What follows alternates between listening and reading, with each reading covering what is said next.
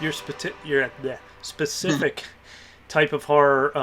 You do a little more on the like tasteful, erotic side. You Yeah. have very intimate moments.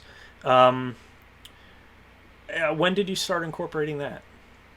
So basically with taste, because that was my first film that would not have any elements of being cheesy, campy. It was going to be straight up like serious. And I was watching a lot of European films, specifically French films. And I always, for me, I prefer European cinema Okay. because I feel like I like when they hold on moments, like they'll hold on shots. It's not very cut, like let's get a close up here. It's like you're just on that moment. And when they depict the subject matter, they go like full force with it, no matter how intense. And I've always admired that about them because I feel like American films are very, they'll censor moments. So for me, I, when I did that with Taste, I was like, okay, if I'm going to talk about sexual assault, I want to do it as authentically as possible and safe. So then that was my first film also directing actors with a sex scene, a rape scene, and nudity. And I, for me, with the casting process, I felt like I needed to be very specific on what the film would entail because I've I want my actors to feel safe, so I want them to know exactly what the film would entail.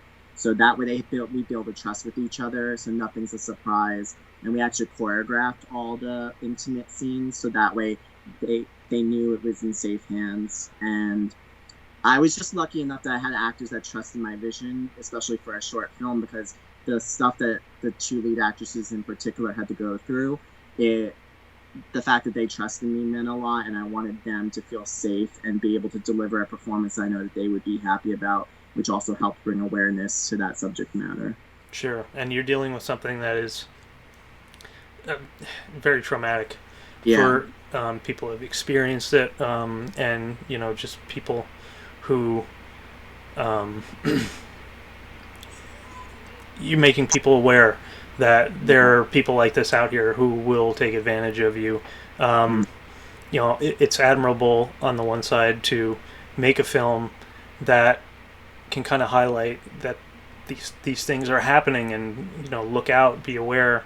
Mm. Um, and on the other side, some people may say that's a little um, Exploitative or something. sure. Like, how do you reconcile that with anyone who might raise that as an issue?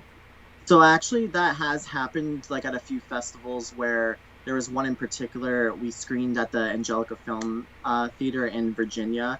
And you know when you can, this is where I learned the importance of a Q&A because I always get nervous when I have to do public speaking, but this is that moment where I realized it's important because after the film screened, they had all the filmmakers go to the front of the theater and the audience had to ask everyone's questions. You know when you can read the energy in the room where like it just because my film was last to screen and like they're like still sitting with it and I could feel the energy was just very tense and like I don't know if I want to say against me but like they were like I don't know I just felt some kind of energy at me and then when they started asking questions majority of the questions were for me and one person asked that like why did you feel the need to go to that level with the film and I felt because also with that film, the rapist is a female, so I wanted to show that rapists have no gender. So I Okay. feel like a lot of times with what we talk about with sexual assault, people just assume it's a man raping a woman, but I wanted to show that anybody could be evil and you need to keep your guard up, that you can't trust anybody.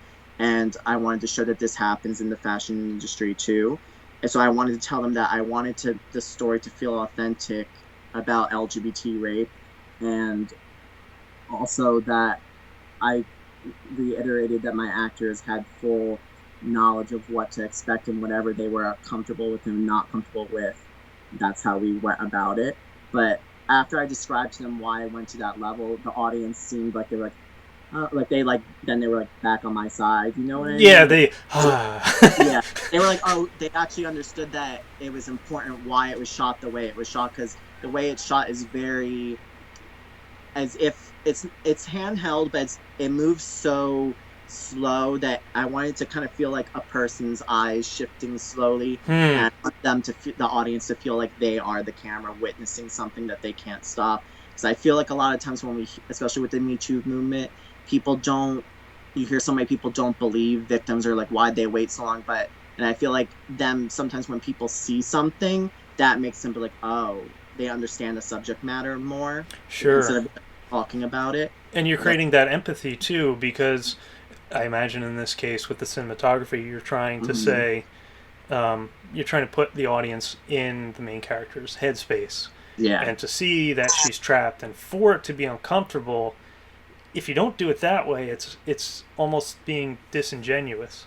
Yeah, because that's the whole thing about with American films. Because I know if it was like an even though I'm American, but when there's American films, if they when they do that subject matter, it's very I don't know, it feels very staged, not authentic. When I watch, and then when you watch a European film depict that subject matter or any subject matter, it feels more raw and realistic. And I feel like I have more empathy for the character because I felt like I was in it with them compared to if I watch an American Hollywood film do that subject matter. So that's why with that film, I felt I needed to go the European route visually with it. Sure, yeah, I can definitely see from what you were saying. That seems Mm, like the right approach. 'Cause I know a lot of American movies. It's like someone gets uncomfortably close to someone, and then you cut, and it's like yeah. implied. Mm-hmm. And I know Ridley Scott has said about sex scenes. They're not. Sex isn't fun unless you're involved or something like that. Like Yeah, yeah. he doesn't care to shoot scenes like that. Mm-hmm. I don't Yep. know. And Everybody's also with those actors that did the scenes, that was their first time doing nudity ever too. okay. So like, for me, I was just amazed that they trusted me so much that they were willing, that we were both all doing this for our first time. Like the fact that they trusted me to direct it and the fact that they were willing to do it, especially for a short film. Yeah, Because if I know you've seen the film, that it's very, a lot of people say it feels very feature-esque for a 36-minute movie. And I was very it honored does. that they had the courage and that they knew they were in safe hands. And that's important. And how Yeah. do you, beyond discussing, say you're on the set, Mm, do you do a reduced set? Obviously, you want to make it kind of locked down so people aren't going in or out. yeah. Um, no phones or cameras, Mm. obviously. What are some of the things on set that you did to make sure that they were comfortable? So when we did the sex scene, it was just me, the two actors, the cinematographer, and the sound person on set, and the choreographer.